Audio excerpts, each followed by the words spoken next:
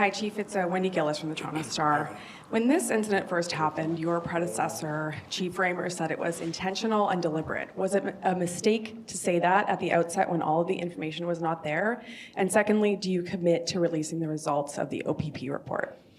So thank you for that, Wendy. I don't feel it's really appropriate for me to go back in time and comment on another chief's comments. I think. Would you say the same thing again, though? Sorry to interrupt. Sorry. Would you do the same thing again? Do you advise similar actions for the future? Or do you think it was ill-advised to speak about what happened without all the information? Whatever happens in the future, I will take step by step based on the facts that are before me.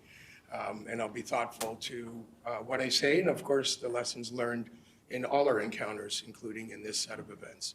Your second question was about releasing the results.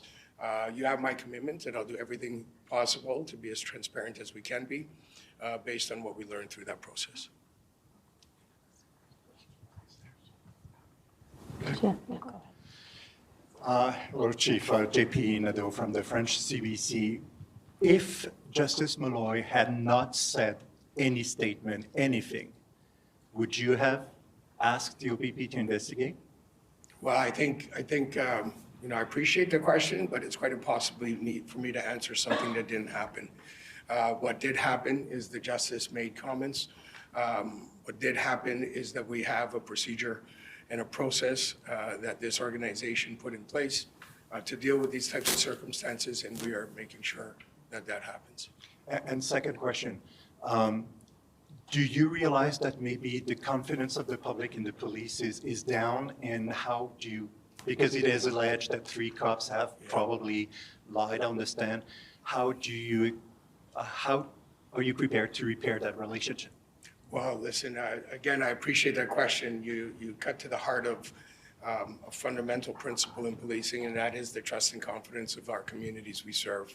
And when I became chief, my very first priority was to improve trust in the Toronto Police Service. And we strive to do that each and every single day in all our encounters. In fact, when I meet with new recruits, when I meet with our supervisors, we stress the importance that every encounter that we have with the public matters, every single one. So we certainly recognize the concerns of the community, and we're going to do everything we can to rebuild trust in the best way we possibly can. And to that end, when I asked for a review, I asked for it to be done by an external agency and be independent of us, really, truly in the hopes of, providing some comfort that, we're moving towards rebuilding trust by examining the circumstances and doing so in an independent way, and as mentioned, in transparent way, the best possible transparency that we can offer in these processes. Chief Erica Natividad, City News. You're talking about an independent review here. There are concerns that it's one police agency investigating another. How do you address that? Can it really be unbiased?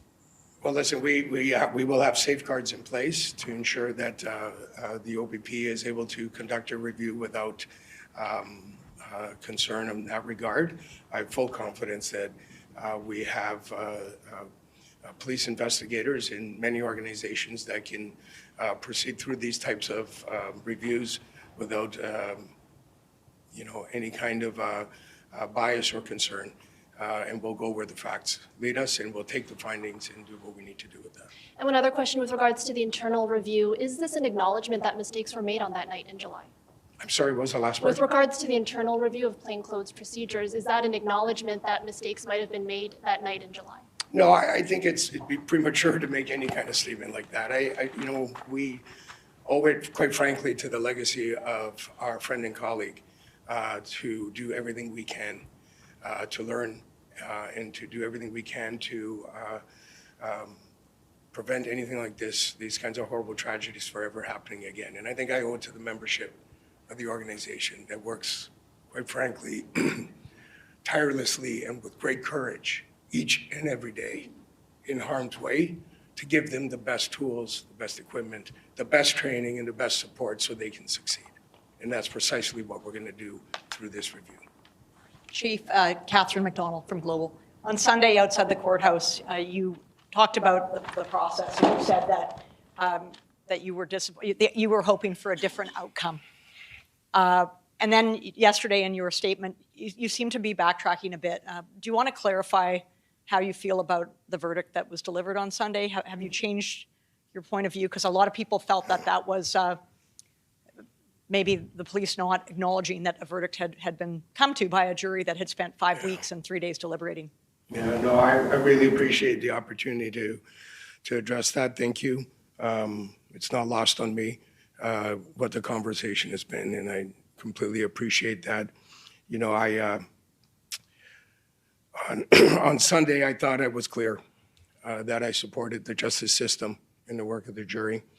You know, as I look back, let me be emphatic about that, and I appreciated the opportunity yesterday to clarify how emphatic I am. In my career, I have always been a supporter of the justice process, including all elements of the system that leads us towards justice. And while we all seek closure in many different ways, and as elusive as closure can be, sometimes in a court process, closure is something that we certainly look for. But as I said yesterday, as I was confident I said Sunday, closure does not come at the expense of justice. And let me be crystal clear. I support and accept the verdict of the jury. Thanks. If I could make just a follow-up.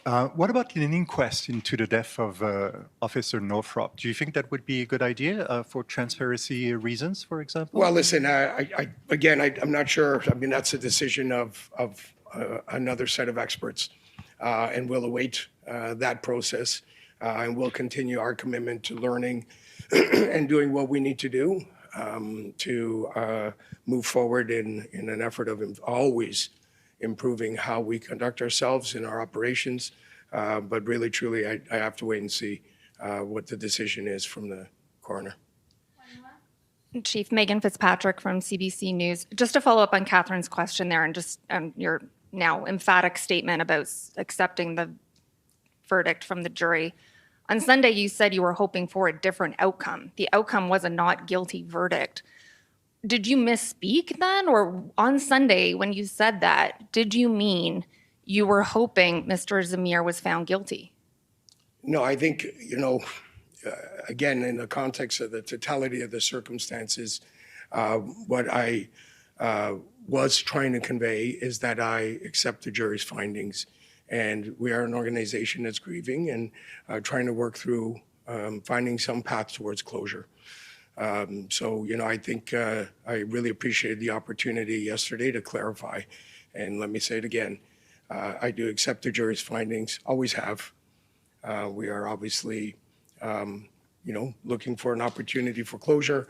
And, but to be clear, the jury's findings are what I accept. And I thought I was clear Sunday, but I want to make sure I'm clear on that now. Thank you. Mr. Zameer's defense lawyer accused your officers of lying on the stand and of committing collusion by writing their notes together in the same room, for example. Yeah. Did your officers lie on the stand, and was there any collusion? Well, again, it's completely inappropriate for me to comment on that at this stage. This is why there is an independent review, and we'll let the review do the work that is required. Okay, thank you, everyone.